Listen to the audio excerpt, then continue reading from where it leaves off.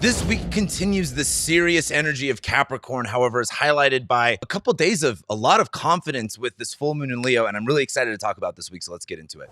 How's it going, everybody? My name is Cam White. Welcome back to the Astrology Report, this time for January 22nd through January 28th of 2024. If you were watching this on Sunday morning, that means my first single, Captured, is out now. The Spotify link is in the description below, and go ahead and make sure you go over to my YouTube channel for Spica Music. That's my stage name is Spica, and I'm going to make videos about that, about why I chose that name, because there's a lot of astrology reasons there too. And you'll see those videos over on my Spica YouTube channel. So, of course, those links will be in the description and in the comments, and I will not stop talking about it because I got to promote my shit. You know what I mean? It's better than me getting an ad from like, what's that one company that says to shave your balls? Manscaped? What if I was just talking about Manscaped all day long? You guys would like that, or would you rather me promote my music? So anyway, if you did check out my song, because I'm recording this video right before I post it. Thank you so much. Like, it's super. I don't know. I'm just incredibly grateful for my following and how much support I have from you guys. When I talked about it last week, I just got a lot of support, and it really does mean the world to me. Let me know what your guys' thoughts are. I'm really excited about, starting this new venture of my life that I've been wanting to do for my whole life. So I really appreciate you guys streaming the song, checking it out, following my Spica Music channel over on Instagram, over on YouTube. And let's go ahead and get started talking about the week. So we start the week off with the moon in Gemini. It's going to first make a square to Neptune. It will then go opposite Venus, and then it will ingress into Cancer.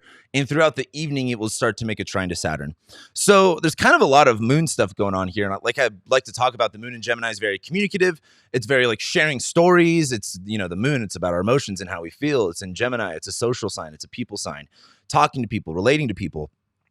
But as the moon squares Neptune, there's a cloud of confusion here. I was just talking to my astrologer friend, Hugh Tran. Some of you might know him. He's a really good astrologer, but we were chatting about, Neptune squaring, we're both Sag risings and just Neptune squaring our ascendant. And I've had Neptune squaring my ascendant for a minute, and I totally forgot about it. It was like an ignorance is bliss type of moment, because now that I'm aware of it, I'm like, God, Neptune squaring my ascendant. But the moon squaring Neptune just, again, causes some confusion. Like, you don't have all of the answers there. Like, this is something I think that is a little bit more so needed too, especially in discussion.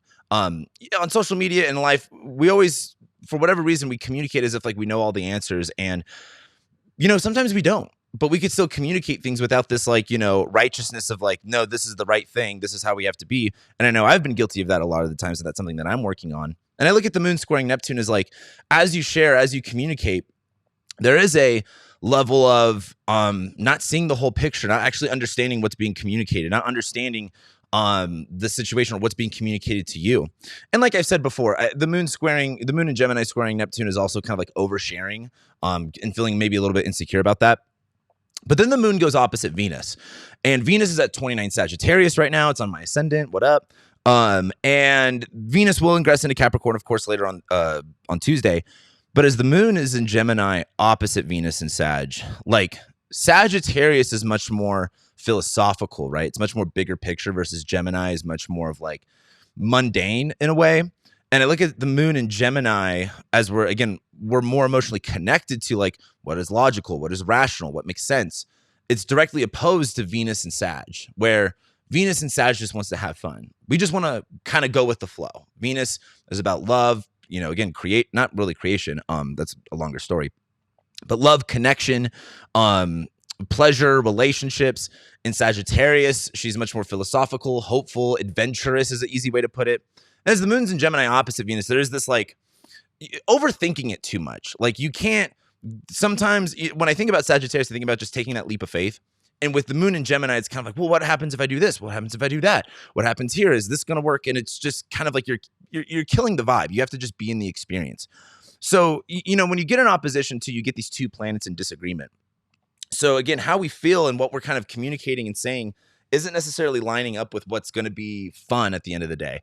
So I'd really recommend just kind of like not overthinking it when we get to the moon opposite Venus. This is going to be, again, for the majority of the morning. And then as we get to the afternoon, the moon will ingress into Cancer. Now, this is, again, much more about taking care of things, nurturing, protecting. Like the moon in Gemini is very like share information. And then, the moon, Cancer is much more yin. It's much more internal. It's much more, okay, what is of necessity, what is important, what do we have to protect. And the moon, while it's in Cancer, again, this is the moon's favorite sign to be in, besides Taurus, there's a level of emotional security. And I look at the moon in Cancer making that trine to Saturn, especially as we have now all of this Capricorn energy happening, is like, okay, what is something I've been thinking a lot about, and this is something Gordon White talks a lot about on his channel related to apocalypse stuff and everything, is like, what is mine to do? You can't fix and change the whole world, but each tiny little, cog in the wheel makes actually a big difference. I was talking to Hugh about this. When you, like, if you're making music, right? Let's say your song's at 150 beats per minute. If you have a track on that song that is 149 beats per minute, at first, you won't hear much of a difference. But as time goes on, that will increasingly become, very stark. It'll become very aggressive and harsh, and it won't be easy to listen to. The beat will definitely be off placement. And so it's these tiny little things, like, again, we might just be single individual human beings, but these tiny little things that we can do can make a big difference compounded over time.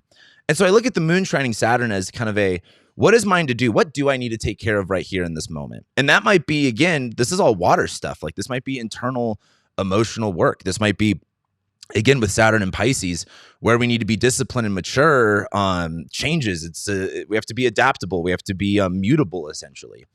And so I just look at the moon in Cancer trining Saturn as like, okay, we have all this Capricorn stuff going on right now, like, right, business as usual, work, hustle. But then the moon's in Cancer trining Saturn, where it's like, well, while that energy is going, I also need to make sure, like, I'm well fed, I'm nourished, I have good amount of sleep. I'm taking care of the things that I have to take care of, right? I think it was, there's this saying that I really, really like. I've been telling you guys I've been on my Jesus shit lately, and some of you get a little bit pissed off about it. But there's some really good, like, it's kind of like you just have to take what works for you, right? And one of the things I heard is like, I do all of the little things so God can handle all of the big things.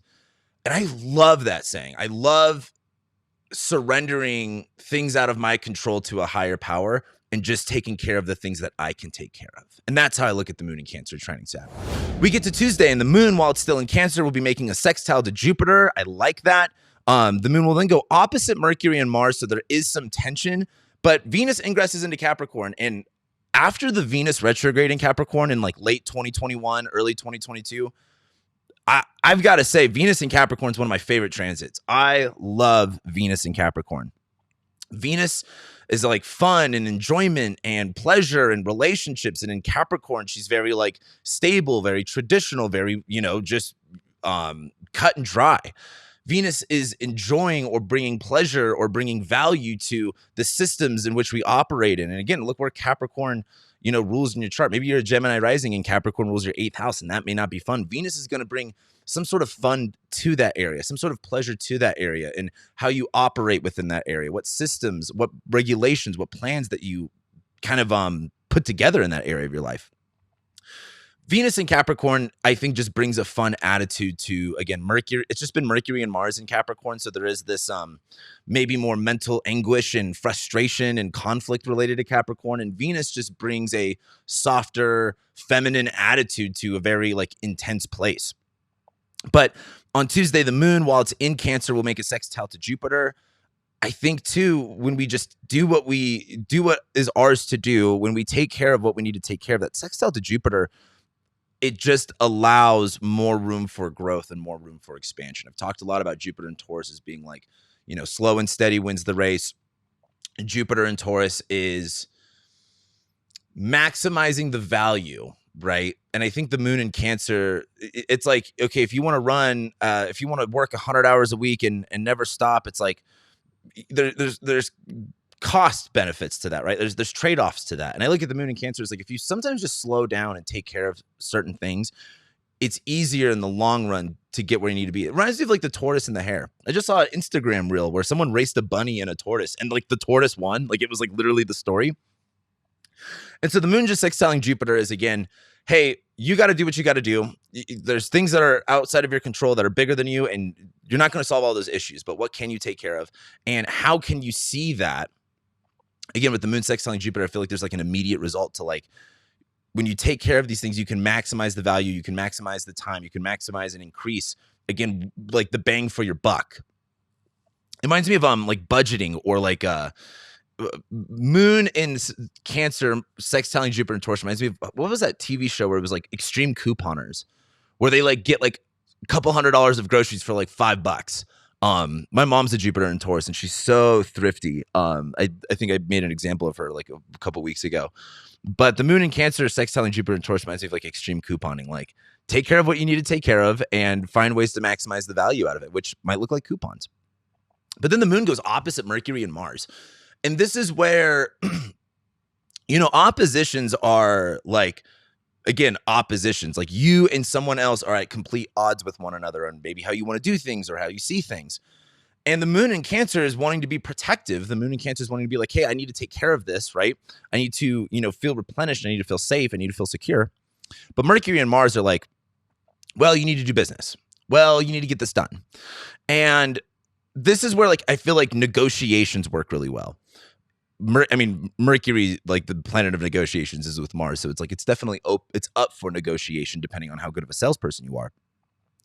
But that Moon first going opposite Mercury is maybe coming into contact of like, let's say you have a 50-hour work week. Let's say you have kids and you realize, oh, I have this doctor's appointment for my kid, and how am I going to adjust this with my work schedule? But your boss is like, we have these deadlines, you have to meet this. That's how I feel this kind of tension going on. It's like the work that is requires you to be fully present and active, but the Moon, things that you actually have to take care of on a personal level aren't in agreement with with this work timeline. And as the Moon first goes opposite Mercury, there is kind of some negotiation of like, okay, well, how can I readjust my plan? How can I readjust my systems? But then as the Moon goes opposite Mars, immediately after, there is this kind of like, well, what is the middle ground here? Maybe you have to put in like, you have to go to work, and then the second, at the very tail end of it, you get to leave for like an hour, go take your kid to a doctor's appointment, handle that, drop them back off, then go back to work. There's this, and it might be frustrating for some of you, but I look at this as you definitely have something that you need to take care of. Like that's for sure. But you also have responsibilities and work that is having to be addressed. And on Tuesday, there's this kind of like, again, just frustration with how to plan it and how to organize it. However, I think with Venus and Capricorn, this Capricorn area of our lives becomes more pleasurable. It becomes more fun. There's some sort of enjoyment to it. So I don't necessarily look at it as like, oh my God, I don't want to do this. It looks like, maybe you're at your job, there's an exciting project that you have, but it's like, this is a stacked plate. This is a stacked plate. What am I going to do? So then we get to Wednesday, and as the Moon is in Cancer still, it will make a sextile to Uranus, and it will trine Neptune. So outer planet stuff, kind of like when I see the Moon making only aspects to outer planets, everything's very kind of like meta. The Moon making a sextile Uranus, as I've been saying, is be innovative, try a new food, try a new, skincare routine, try a new workout routine, get into yoga, whatever it is. And it's like sextiling Uranus, where it's just kind of like, oh, I'm going to try this thing. Like, let me just see if I could try this little tiny thing and see what that does for me.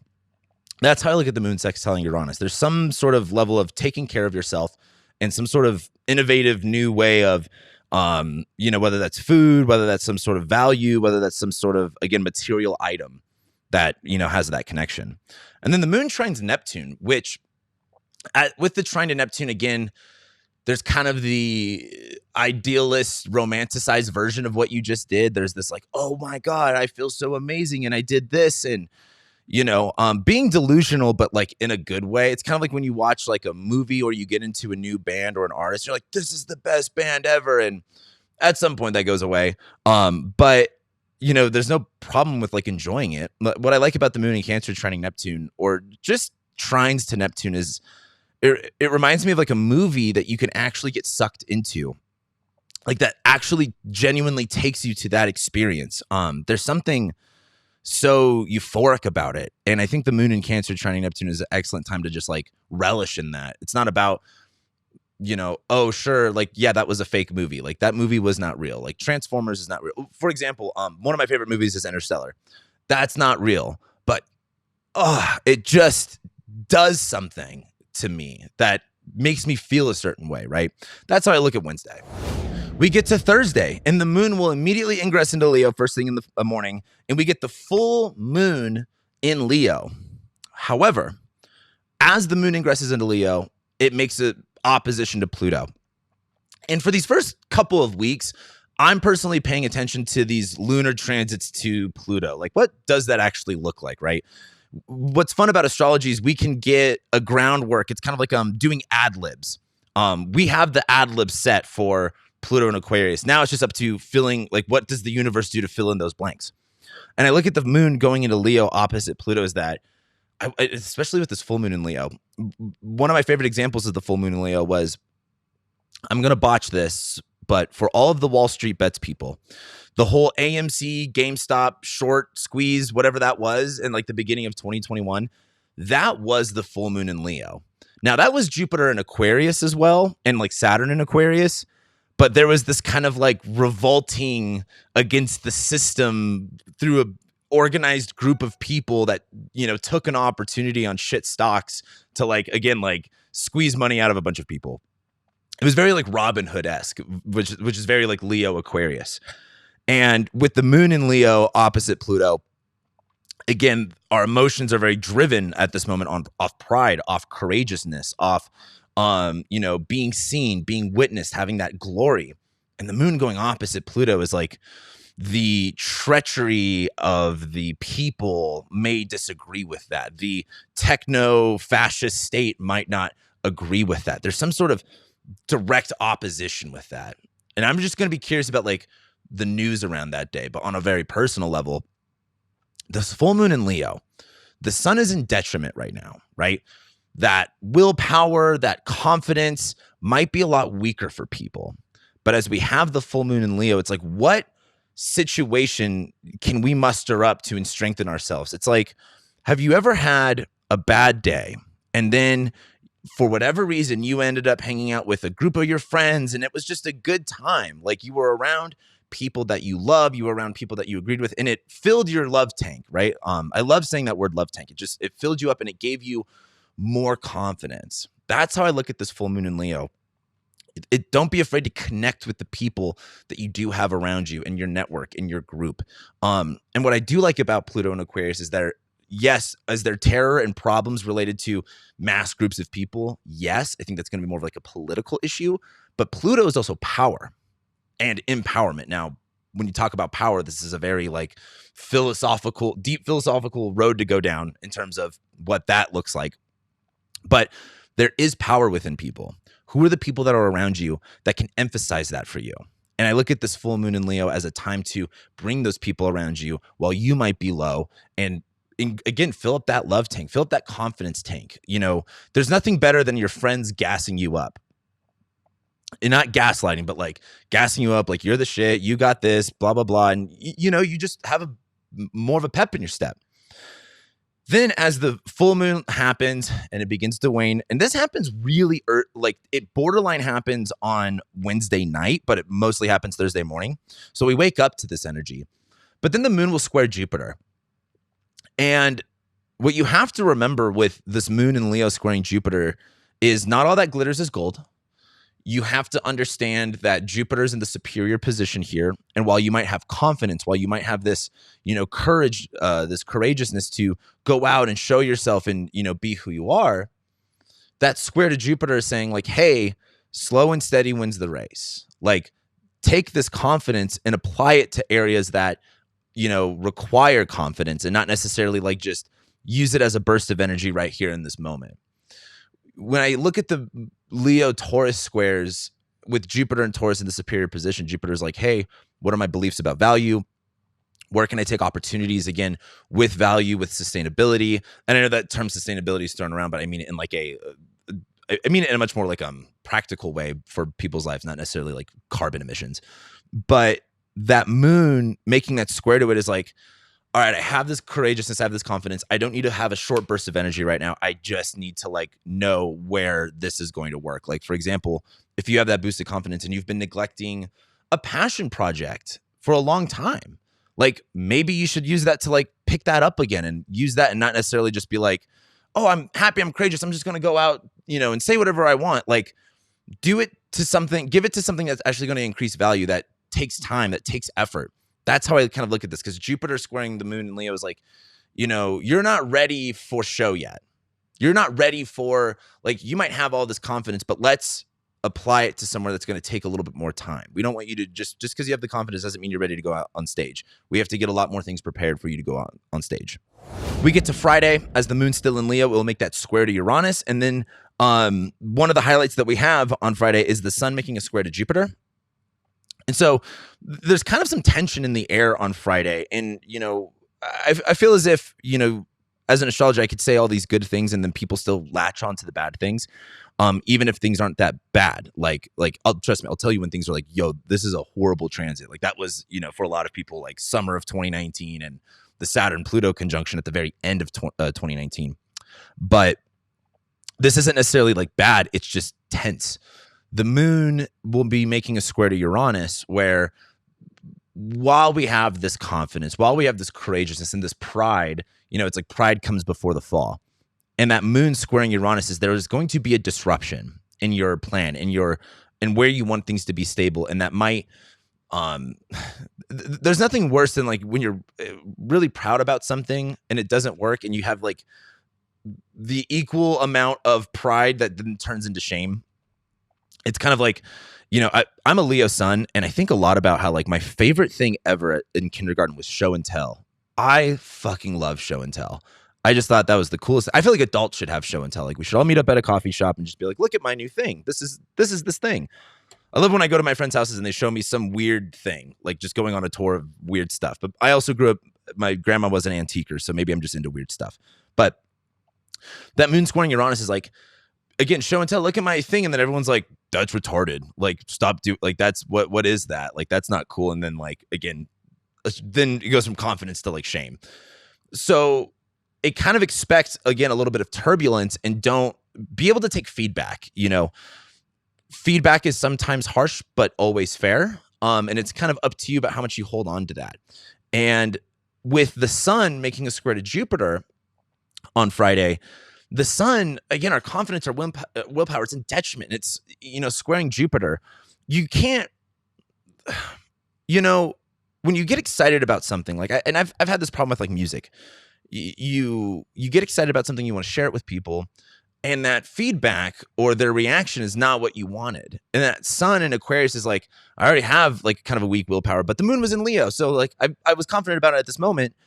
As the sun squares Jupiter, it's like the sun's in the superior position here, and your lack of confidence or your lack of willpower, like you can't let that inhibit your consistency. The sun in Aquarius, it's like, you can be like, look, everybody, look what I'm doing. And then everyone's like, that's not cool. Why are you doing that? And you go, okay, I guess I'm whack. And, you then stop what you're doing. I feel like with the sun in Aquarius squaring Jupiter and Taurus, the lack of willpower can inhibit your consistency and your momentum. And I would ask yourself to be like, why is my emotion inhibiting me from what I actually want to do? Your emotions change day to day. This is what I love about it. Like astrology is so real. I can go on about this for hours and just all the different ways, but our emotions change from day to day. There's a reason why the moon rules emotions, because it literally changes day to day. And I look at this as like, why would you allow a fleeting feeling of feeling defeated to stop you from where you want to go? Like, wherever you want to go, guess what? You're going to have to fail a million times in order to get there. I failed a million times doing this astrology stuff, and I'm not even where exactly I want to be at. But I'm not going to let my feelings in the moment stop me from what my vision is. And I think that's such an important thing to think about on Friday is you may not want to do it. You may not like it. You may be not having the confidence to go for it, but you need to know that and do it anyway. So then we get to Saturday, which is going to be one of our highlights. We have two big highlights on Saturday. One is we're going to have Mercury conjoining Mars. I have a love-hate relationship with Mercury conjoining Mars, at least in this time in Capricorn.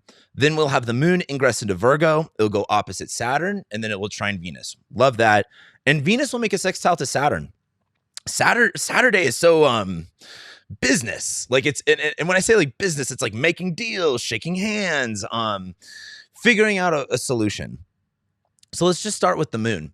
The moon, while it's in Virgo, again, analytical, detailed, organized, wanting to be planning, wanting to be efficient, wanting to get our inventory together, get our numbers together.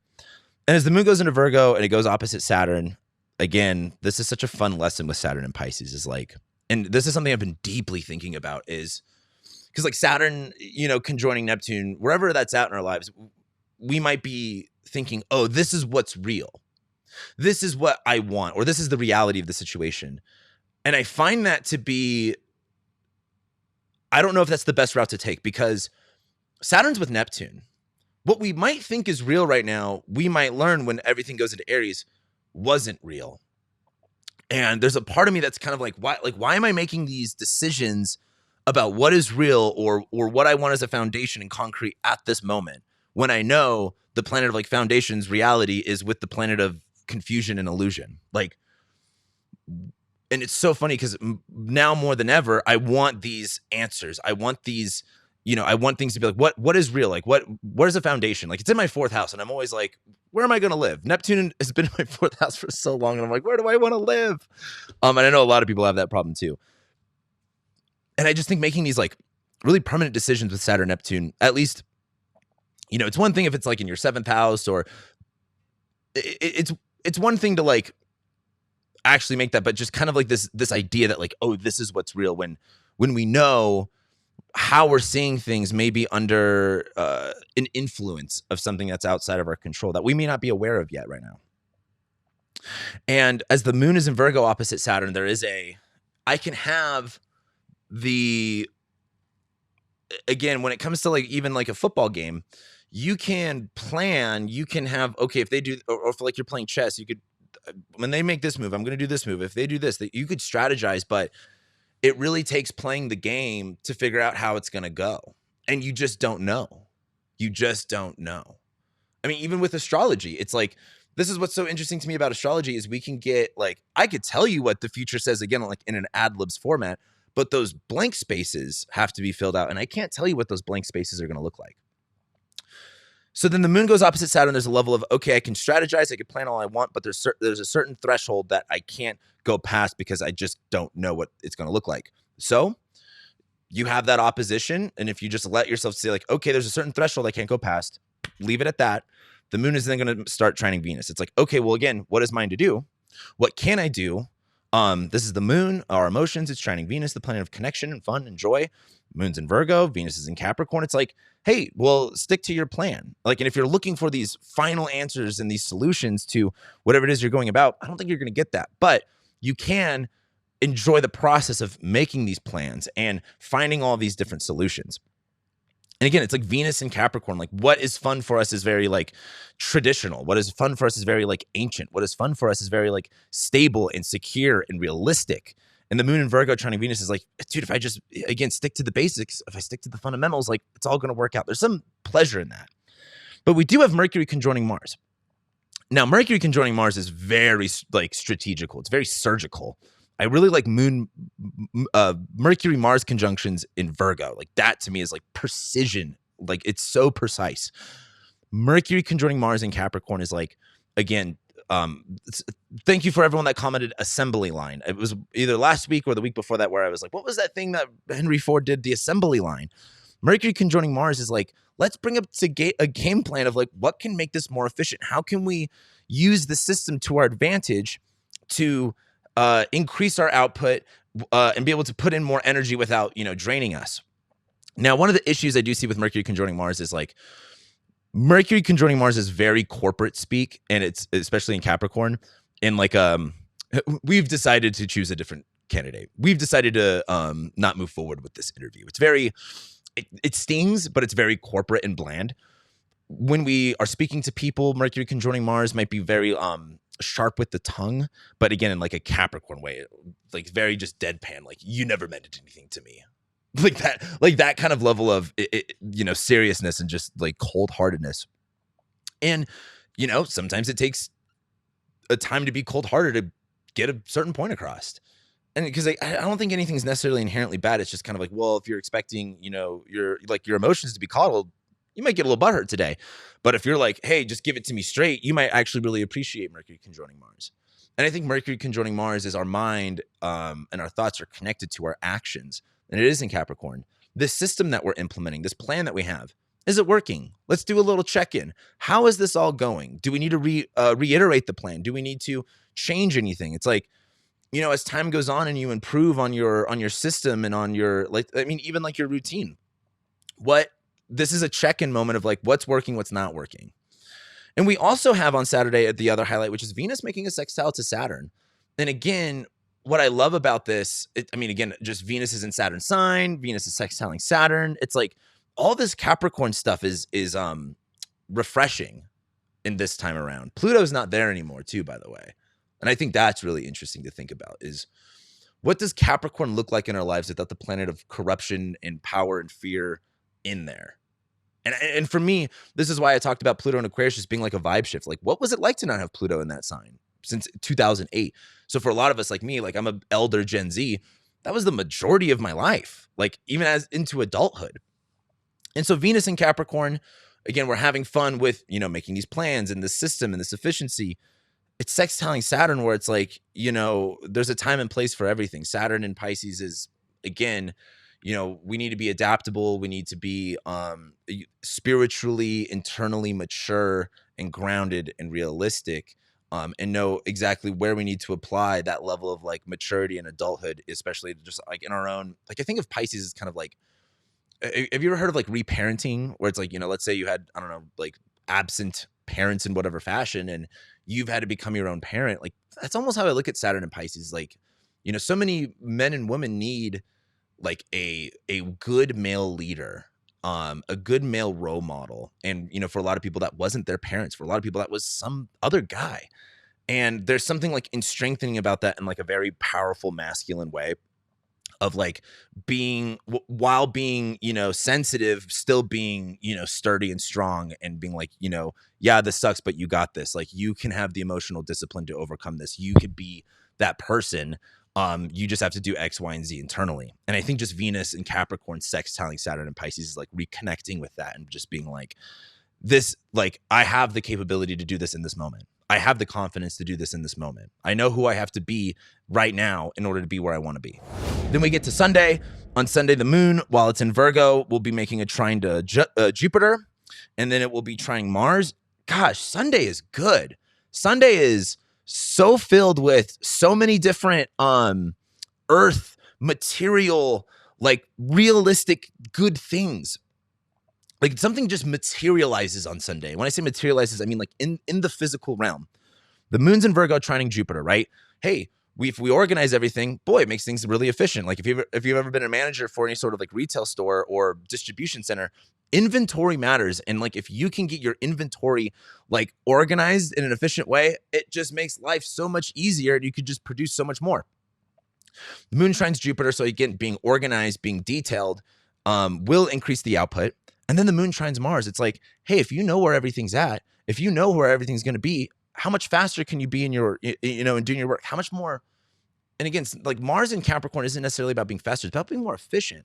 Like, can you do more with less input, with less energy? And if your whole life is disorganized, you don't know where this is at, you don't know where that's at, it's going to take more energy expenditure to get this one thing done versus if you have systems in place and if you're organized, you know where everything's at, that might take some time. But once that's there and it's rolling, everything goes quickly. So that's awesome. And then the two highlights that we have on Sunday is Mercury trines Uranus. Awesome. And we have Venus trining Jupiter. Also awesome. There's something, again, this is all earth sign stuff. Something just materializes and is really like, yes, like full steam ahead. This worked, this worked, this worked. And as Mercury trines Uranus, again, if Mercury is communication, logic, and planning, logistics, it's in Capricorn. Business, efficiency, systems. It trines Uranus. Like we went back to with the Mercury-Mars conjunction, when we're like, okay, let's check in. How is this all working? Mercury trining Uranus might be like, oh, if I just did this one little thing, like for example, I've been implementing ChatGPT much more in my workflow. Oh gosh, it just makes research so much easier, and it's such a much more efficient use of my time. Because like back, last year and the years before, if I wanted to do research on a transit, I'd have to go through every Wikipedia article.